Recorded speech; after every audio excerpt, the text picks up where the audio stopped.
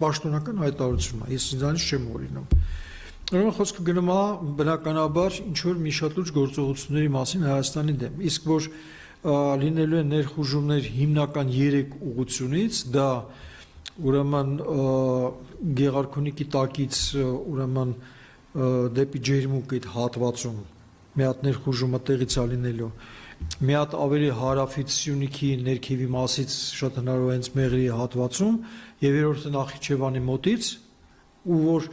3 ուղղություններով էլ հավասարաչափ է խփելու, դրանում կասկած չկա, որովհետեւ դա այն երաշխիքն է, որ իրանք շատ կարճ ժամանակում օգտագործելով մի շարք առավելություններ այդ բային եւ այդ թվում նաեւ միջազգային ուրեմն հանրության անդրադարձը եւ կանխարգելիչ միջոցառումների ձեռնարկումը չեն հասցնի ուղղակի ֆիզիկապես ինքը գործը ավարտին կհասցնի։ Ես էլ չեմ ասում, որ